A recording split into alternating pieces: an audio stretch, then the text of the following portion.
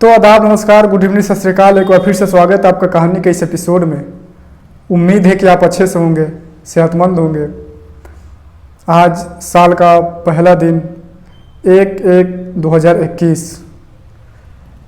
मेरी तरफ से नए साल की बहुत बहुत हार्दिक बधाई हो।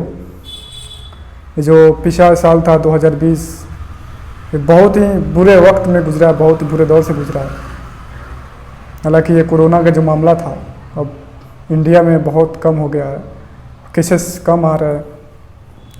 तो और ये भी है कि एक गाइडलाइन निकला है स्वास्थ्य मंत्रालय का कि जो टीकाकरण को लेकर ये हो सके तो शायद ये पहला वीक से टीकाकरण का जो प्रक्रिया है ये स्टार्ट हो जाए।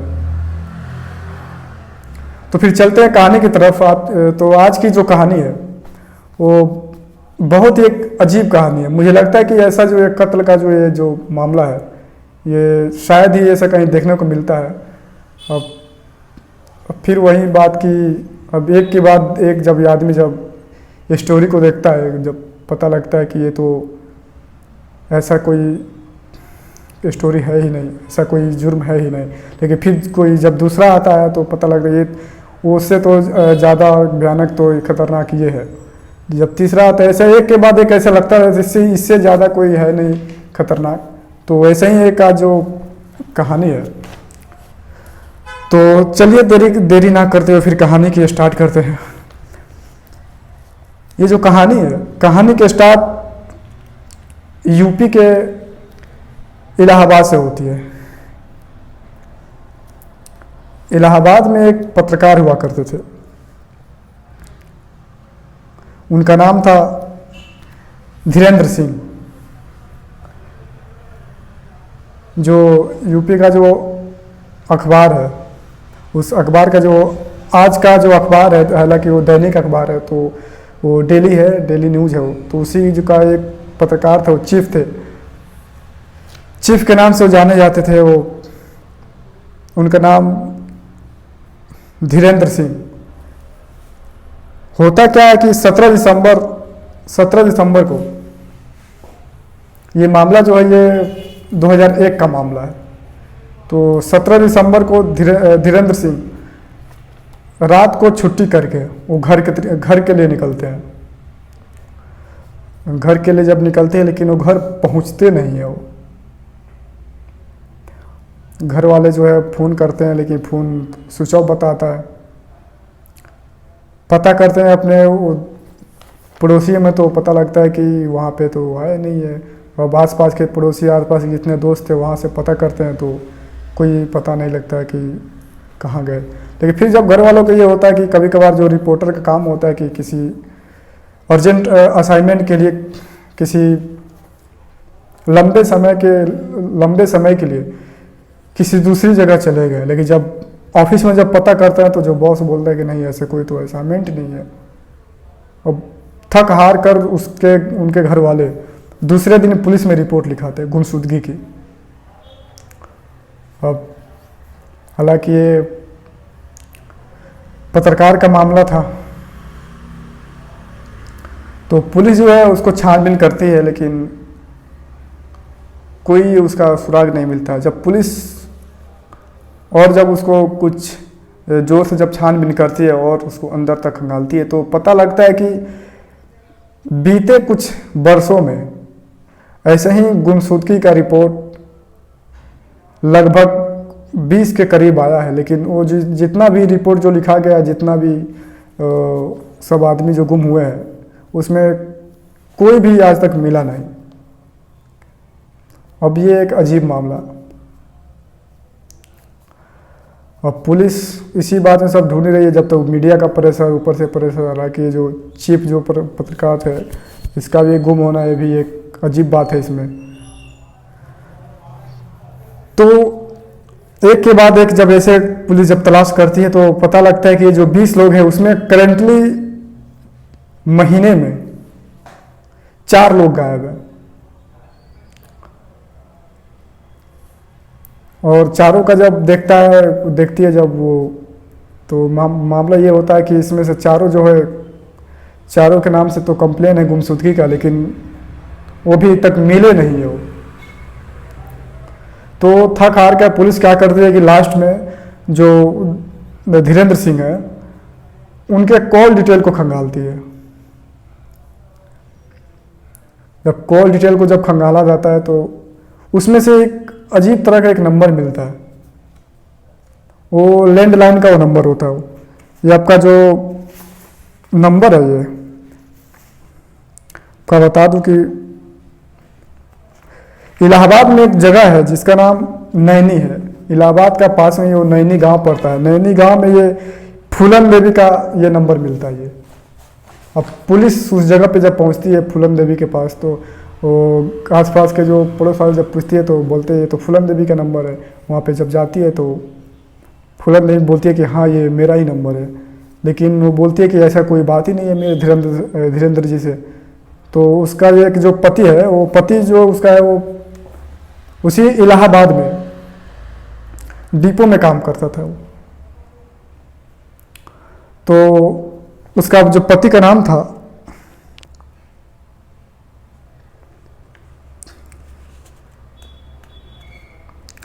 राम निरंजन, उसके पति का नाम था राम निरंजन। तो जो पति बोलता है कि हाँ ये धीरेन्द्र जी जो थे ये मेरे मित्र थे, उनसे हमारी बात होती थी। तो हमारी जो वाइफ है वो चुनाव उनाव लड़ती है वो ग्राम पंचायत की, तो उसी के बारे में बात होती थी। तो कभी आते थे मुझसे मिलते आते थे, बात तो होती रहती थी। लेकिन लास्ट जो हमारी बात हुई थी उनसे मुलाकात हुई थी ये 2-3 दिन पहले, और लास्ट बात रात को ही हुई थी। तो पुलिस भी छानबीन करती है लेकिन ऐसा कुछ मिलता नहीं है। हार तक के पुलिस वापस आ जाती है और फिर इधर मामला छानबीन का चलता रहता है, लेकिन कोई क्लू नहीं, कोई सुराग नहीं। लेकिन बात तो मीडिया की जो पत्रकार है वो उसका है, लेकिन ऊपर जब प्रेशर आता है तो पुलिस और उसको नए सिरे से स्टार्ट करती है। अब पुलिस हैरान है।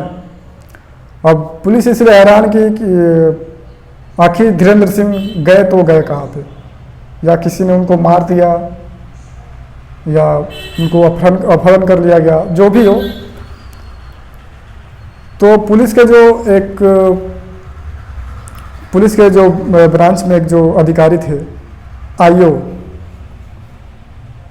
वो ठंडे दिमाग से थोड़ा दिमाग लगाए और फिर से उसको मतलब कि खोलने का स्टार्ट किया वो केस का। बोले कि इसको हम नए सिरे से स्टार्ट करेंगे। फिर से उसको उनके कॉल को खंगाला गया तो ये जो नंबर था, बोले कि हो ना हो ये जो नंबर है लास्ट 12 बजे रात को ही बात हुआ है। और जो गांव है इलाहाबाद का जो नैनी गांव में क्या होता है कि 7-8 बजे तक लोग सो जाते हैं, और उस गांव में 12 बजे के बाद ये जो 12 बजे है तो 12 बजे बात करना ये एक अजीब उसमें लगता था कि ये तो अजीब ही मामला है कि अगर उनको कॉल ही करना था तो अपने घर पे क्यों नहीं किए, अपने ऑफिस में क्यों नहीं किए, कि यहाँ पे कॉल किए हैं और फिर उधर से रिटर्न कॉल भी आया है, लेकिन कॉल आने के बाद मोबाइल स्विच ऑफ है और फोन स्विच ऑफ है वो। अब इसी पे फिर पुलिस तय करते हैं कि एक बार फिर हम उस फूलन देवी के घर जाएंगे और मामले की फिर से छानबीन करेंगे, अच्छी तरह से उसको पूछताछ करेंगे। और पुलिस की जो विभाग होता है उनके घर पहुंचती है। वहाँ पे पहुंचने के बाद आसपास के जो पड़ोस से पता लगता है तो यहाँ पे एक अजीब बात उभर के आता है। अब बात यह है कि जो राम निरंजन की जो वाइफ है फूलन देवी, उसका नाम फूलन देवी तो है ही नहीं, उसका नाम कुछ और है। लेकिन जो राम निरंजन है वो अपनी वाइफ का नाम फूलन देवी रखा है। हालांकि जो चंबल की जो घाटी की जो फूलन देवी है उससे इसका कोई लेना देना नहीं है, जो डाकू थी, लेकिन इसका नाम वो अपने जो पति है उसका वो अपने अकॉर्डिंग फूलन देवी रखा है। और इसके 2 लड़के हैं, एक का नाम अदालत और दूसरे का नाम जमानत रखा है। जब पुलिस देखती है तो उसके तो कान ही खड़े हो जाती है कि ये कैसा एक अजीब मामला है।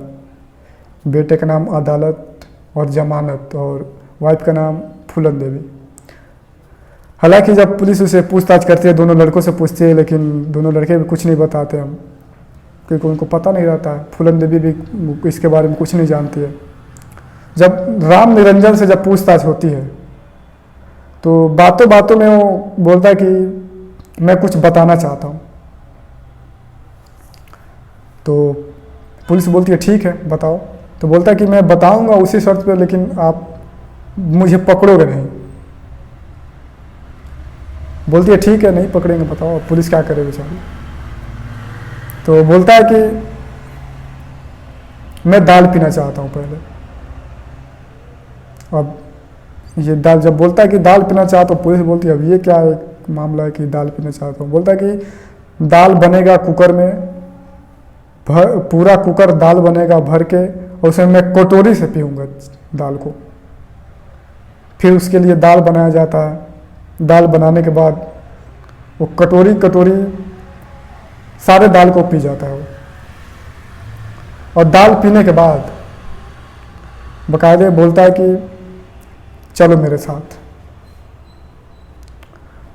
और लेके जाता है उसको एक जो गांव है, गांव के बाहर एक सुनसान एरिया, अपने खेत में ले जाता है। वो खेत में लाके उसी का होता है, और खेत में एक घर बना होता है, छोटा सा कमरा बना होता है। उस कमरे का ये नाम फार्म हाउस रखा था। और जाके बोलता है क्या, हालांकि जो पुलिस वालों को जो ले गया था वो अपनी खुद की गाड़ी से ले गया था, पीछे पुलिस की गाड़ी और ये अपनी गाड़ी से खुद गया था। वहाँ पे जाता है, बोलता है कि ये फार्म हाउस है और यहाँ राजा कलंदर अपना अदालत कभी कभी लगाते हैं, और जो राजा कलंदर है वो इंसाफ करते हैं और यही सज़ा भी देते हैं, यही अदालत भी लगती है। जो राजा कलंदर है वो दुनिया का सबसे ज़हीन दिमाग वाला, सबसे तेज़ दिमाग वाला है, उनको कोई पकड़ नहीं सकता। अब पुलिस सोचती है कि हम तो यहाँ पे राम निरंजन को लेके आए थे, लेकिन यहाँ पे आने के बाद तो ये पता लगता है कि ये बोल रहा है कि ये राजा कलंदर की कहानी आ गई, अलग ही क्रिएटर बना रहा है यहाँ पे कि राजा कलंदर सबसे तेज़ दिमाग वाला, उसे कोई नहीं पकड़ सकता। यहाँ पे अदालत लगता है। अब पुलिस ये सोचती है कि ये कौन सा पागलपंती है, अब ये क्या बोल रहा है। और ऐसे बातों बातों पे हो ये सब बता ही रहा था। बताते बताते एक पास में बोरी रखी हुई थी, उस बोरी में वो हाथ डालता है, और हाथ में जब हाथ निकालता है तो उसके हाथ में कंकाल थे। और जब पुलिस वाले जब देखते हैं, बोलते हैं कि ये क्या है। जब तक दूसरा हाथ डालता है वो भी निकालता है। तो पुलिस वाले पूछते कि ये क्या है, तो बोलता है कि ये जो मेरे हाथ में ये है, ये आपका नाम बताते हैं उनका, कालीचरण श्रीवास्तव। बोलता है ये श्रीवास्तव जी का है। और दूसरा जो बताते हैं ये संतोष का है। तो पुलिस वाले पूछते हैं कि ये है क्या चीज़। तो फिर बोलता है कि उस पेड़ के सामने देखो, पेड़ के पास देखो। ऊपर पेड़ पे दिखाता है तो वहाँ भी लटका हुआ मिलता है।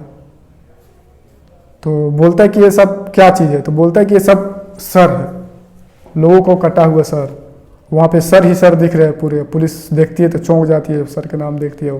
हालांकि जो कुंभ का जो वहाँ पे मेला लगता है, तो जो कंकाल वहाँ पे रहता है जो साधु लोग रखते हैं, तो असली और नकली में कोई फ़र्क नहीं होता है। तो पुलिस ये सोच रही थी कि कुछ है, लेकिन जब और सारी जो खोपड़ी थी पूरी, जो सर था, सबको कलर किया हुआ था।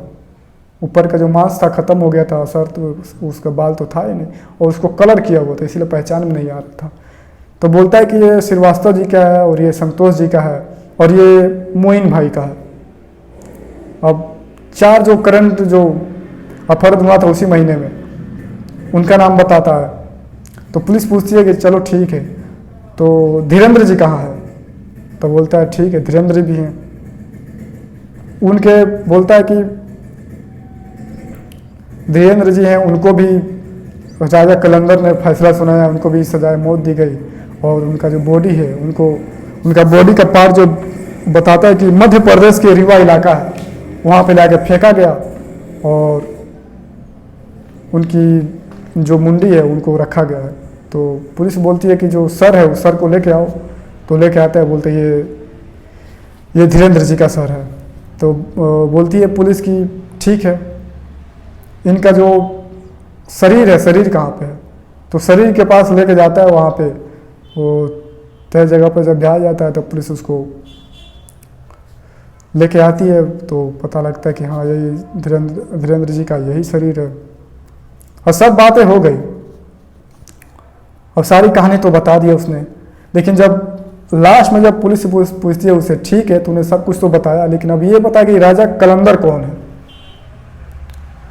अब इतना पूछती है तो पता ये लगता है कि राजा कलंदर जो है वो कोई और नहीं, ये उसी का एक बहन का एक किरदार है।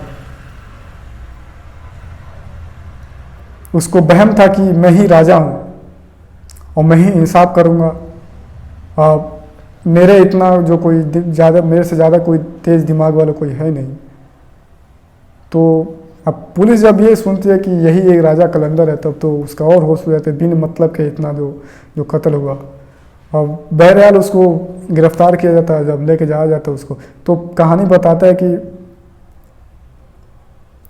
पहली बार जब उसने, हालांकि जब वो कत्ल किया था तो लोगों को बुलाता था अपने खेतों में, उसी फार्म हाउस में बुलाता था, उनको मारता था, मारने के बाद उनका सर को उसी में गाड़ देता था, और उनके जो सर को था उनको सूप बनाता था, और सूप बनाने के बाद उनको सुबह सुबह पीता था, जो उनका जो ब्रेन होता है। तो उसने बताया कि उसे जब पूछा गया तो पता लगा उसके बारे में कि वो बचपन में क्या था कि पढ़ाई में बहुत कमज़ोर था वो, और जब पढ़ाई में कमज़ोर था तो आसपास के जो गाँव पड़ोस वाले थे बोलते थे कि उसके घर वाले बोलते थे कि उनका जो लड़का है वो सरकारी नौकरी पा लिया, वो सब काम करना है, वो सब दिमाग वाले हैं। तो इससे इस बात को इसको चिढ़ होता था कि ऐसा कोई बात नहीं कि सबसे दिमाग तो मेरे पास है, और इसी को लेके उसके दिल के अंदर जो वहम बढ़ता गया। और उसने क्या किया कि पहला जो कत्ल था 1992 में किया था उसने, उसी का एक दूर का रिश्तेदार, वो गाड़ी लेकर कहीं जा रहा था, इसने लिफ्ट मांगा, वो उसने लिफ्ट देने से मना कर दिया। अब इसको गुस्सा आ गया, क्योंकि इसको गुस्सा भी बहुत आता था, और उसने लिफ्ट देने से जब मना कर दिया तो उसने उसको रात को बुलाया अपने फार्म हाउस पे, और फार्म हाउस के बुलाया उसको, फिर उसको पिस्टल से उसको वार किया। वार करने के बाद, और उसने कहीं ये सुन रखा था कि जो कौसी जो जात होते हैं उनका जो दिमाग होता है बहुत तेज होता है। तो उसने क्या किया, बुलाया, उसको मारा, और इसने सोचा क्यों ना पहले उनके जो दिमाग होता है उनके दिमाग का कुछ टेस्ट किया जाए उनके ऊपर। तो इसी बहन के ऊपर उसने बुलाया और मारा उसको, और मारने के बाद सूप बना के पीता था। हालांकि जो चारों जो लोगों को मारा था, जो श्रीवास्तव था, ये आपका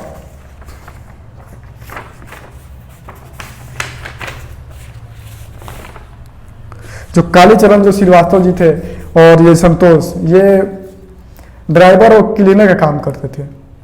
और जो मोइन जी थे, इनका जो दिमाग था इतना तेज था कि ये सम्मोहन में एक्सपर्ट थे।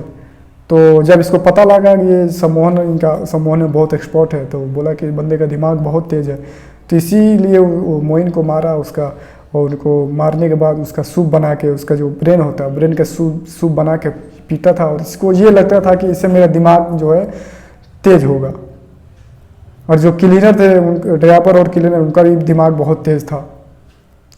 तो इसी भ्रम में वो लोगों को मारता था, और मारने के बाद सर को वहीं पे दफना देता था, और कहीं फेंक देता, उसको कहीं जला देता था, और वो क्या करता था कि वो सुबह सुबह सूप बना के पीता था। और जो मुंडी जो बचती थी, जो कंकाल पूरा बचता था, उसको बाकायदा कलर करता था, और कलर करने के बाद उसमें नाम लिखता था कि ये मोइन भाई का है, ये श्रीवास्तव जी का है, ये मुस्लिम का है, ये ब्राह्मण का है, ये ठाकुर का है, ऐसे वो नाम लिखता था। उसने करीब बताया था कि 20 से 25 लोगों को बताया था कि हमने 20 से 25 लोगों को मारा है। जब उसके घर में जब तलाशी ली जाती है तो पता ये लगता है कि उसी घर में एक डायरी मिलती है, और डायरी में 14 पन्ना मिलता है, 14 जो पेज होता है पूरा भरा हुआ होता है, और बाकी के पेज सारे खाली। और 14 पेजों पे नाम लिखा हुआ था। जो पहला जो नाम था वो रामचरण श्रीवास्तव जी का था, और जो लास्ट जो नाम था वो धीरेन्द्र सिंह जी था। जो सिर्फ उसमें क्या होता है कि नाम लिखा रहता है, बाकी जात लिखा रहता है और क्रॉस मार्क का निशान होता है उस पर। और पुलिस को पता लग गया था कि कुल उसने जो कत्ल किया है 14 लोगों को कत्ल किया है। हालांकि उसने बताया था कि हमने कम से कम 20 से 25 लोगों को कत्ल किया है। तो पुलिस उसको ले जाती है, अदालत में मुकदमा चलता है और अदालत ने उनको इसी आधार पे, लेकिन जब वो अदालत में जाता है तो उसको ये लगता है कि वो साफ एकदम इनकार कर देता है कि हमने कत्ल किया ही नहीं है। लेकिन जब इतना सब कुछ देखने के बाद पुलिस को पूरा यकीन था, वो सब उसने बताया था कि ये अपने आप को राजा कलंदर घोषित करने के सोचता था कि ये मुझसे शक्तिशाली कोई है नहीं, मैं ही राजा हूँ, मैं ही न्याय करूँगा, मैं ही फैसला सुनाऊंगा, मैं ही सजा मौत दूंगा। तो इसी सब के आधार पे उस जज साहब ने उसको उम्र कैद की सज़ा सुनाई। 2001 से मुकदमा शुरू हुआ था और 2001 से लेकर 2012 में उसको उम्र कैद की सज़ा सुनाई गई। वो अभी तक जेल में है। तो ये थी आज की पूरी कहानी। उम्मीद है कि ये कहानी आपको अच्छी लगी होगी। हालांकि ये जो स्टोरी थे इसमें कुछ देखा जाए तो बिन मतलब के, बिना वजह के बेकसूर लोगों को जाने चली गई। हालांकि हर कत्ल के पीछे कोई ना कोई मोटिव होता है, कोई ना कोई दुश्मनी होती है, लेकिन यहाँ पे देखा जाए कोई दुश्मनी नहीं है। वो अपने आप के दिमाग को तेज करने के लिए, अपने आप को सबसे शक्तिशाली बनाने के लिए लोगों को मारता था, उसके ब्रेन को सूप बना कर पीता था। तो ये एक अपने आप में अजीब बात है। तो यही जो एक अजीब बात है, यही कहानी के एक अजीब बनाती है। तो उम्मीद है कि ये कहानी आपको अच्छी लगी होगी। तो कमेंट बॉक्स में आप ज़रूर बताइएगा। तो फिर अब मिलते हैं कि अगले एपिसोड में। जब तक के लिए